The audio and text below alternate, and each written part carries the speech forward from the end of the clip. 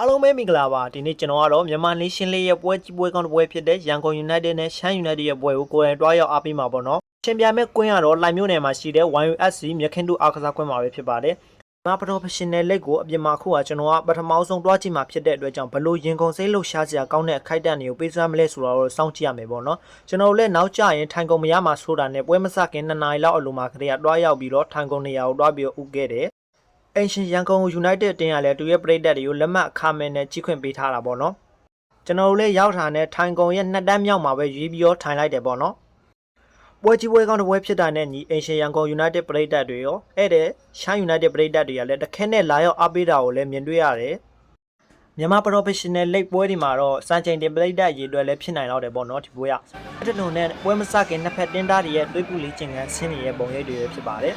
ကျွန်တော်လည်းရှမ်း OCD ကမြန်မာပဲကျွန်တော်တို့ထိုင်နေရရန်ကုန် United ပရိသတ်တွေထဲမှာမဟုတ်ဘဲနဲ့ရှမ်းပရိသတ်တွေထဲမှာဖြစ်နေမှကျွန်တော်တို့ပြီးလဲရတယ်ဒီလိုနဲ့ပွဲရစတင်မှုအတွက်နှစ်ဖက်ကစားသမားတွေကွင်းနဲ့ဝင်လာပြီးတော့ရန်ကုန် United ရဲ့ပွဲထွက်လူစင်းမှာဆိုရင်တော့စင်ညီညီအောင် David Tan ကျော်ဖြိုးဝေဇော်ဝင်းတိန်ဦးတိုဆန်တို့ဗလာမိုဝက်ယူတိုအဆန်တို့အောင်ဖြိုးခန့်မင်းကျော်ခန့်ရိုတာရိုဟာမောင်မောင်လွင်စားတဲ့ကစားသမားစုံလင်တဲ့ပွဲထွက်လာပြီးတော့ရှမ်း United ရဲ့ပွဲထွက်လူစင်းမှာဆိုရင်တော့ဇွဲခန့်မင်းနန္ဒကျော် UKSU မတ်ဆာကီဘာခါယိုကိုကျော်စင်ဖြိုးမရီစီယိုရူချီဟီဒူတာခွန်ကျော်စင်ရဲ့မြက်ကောင်းခန့်နဲ့ရဲအောင်တို့ဆိုပြီးတော့ပွဲထွက်လာတာကိုတွေ့ရတယ်ပွဲစားပြီးဆိုတာနဲ့အကျိတ်နဲ့ရှိကြတယ်အစောပိုင်းမိနစ်တွေမှာတော့ရန်ကုန်ကပဲဖိအားပေးပြီးပွဲကိုစိုးမိုးထားတယ်ပွဲချိန်ကြာလာတာနဲ့အများအတင်းကောင်းနှစ်တင်းရဲ့ပြိုင်ဆိုင်မှုအပြန်မှုမြင်ပြီးတော့တစ်ဖက်နဲ့တစ်ဖက်ဖောင်းရနေပြီးတော့ပဋိပက္ခလေးနည်းနည်းဖြစ်ပွားတယ်ဒီလိုနဲ့ပဲပထမပိုင်း45မိနစ်ကတော့ပြီးဆုံးသွားခဲ့တာပေါ့နော်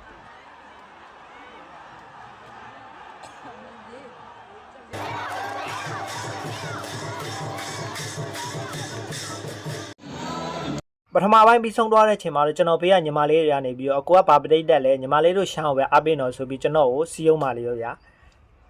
ဒါတော့ကျွန်တော်ပြမပေးတော့ဘောနော်တဝင်တိုတက်တဲ့လူတွေတဝင်တိုနေမှာဆိုလို့ဒီလိုတယောက်နဲ့တယောက်ပေါက်ဖောက်နေတဲ့အချိန်မှာပဲကစားသမားတွေကတော့ကွင်းနဲ့ဝင်လာပြီပေါ့နော်ဒုတိယပိုင်းစပြီးတော့ရှင်ပြန်ကစားဖို့အတွက်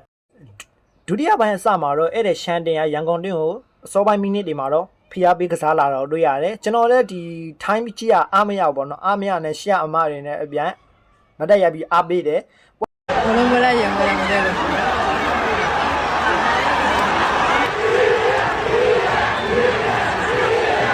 ပွဲချိန်ကြာလာတာနဲ့အမြရန်ကုန်တင်းကပဲတစ်ဖက်သက်ဖိအားပေးကစားလာတာကိုတွေ့ရမယ်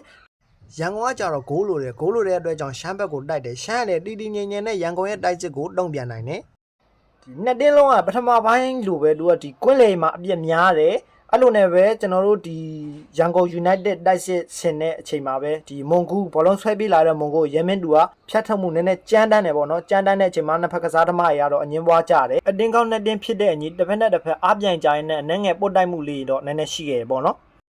ဒုတိယပိုင်းပွဲချိန်ကြာလာတာနဲ့အမြရန်ကုန်ကပဲတစ်ဖက်တဲ့ဒီရှမ်းတင်းကိုဖိအားပေးကစားပြီးတော့ဒီဂိုးရဖို့တိုက်စစ်ဆင်တဲ့ဒီရှမ်းကလည်းဒီရန်ကုန်ကိုတန်မြန်ကောင်တာတွေနဲ့ပဲရန်ကုန်ဒုက္ခပေးတယ်ရန်ကုန်ဘက်ကတော့ဒီတောင်းငံဘောတွေကိုတောက်လျှောက်ရတယ်ပြစ်ဒဏ်ဘောတွေတောက်လျှောက်ရတယ်ဒါမဲ့သူတို့ဒီအတုံးမချနိုင်ဘူးကိုရဖို့ဒီရှမ်းကလည်းဒီတီငိမ့်နဲ့တီငိမ့်နဲ့တုံ့ပြန်တယ်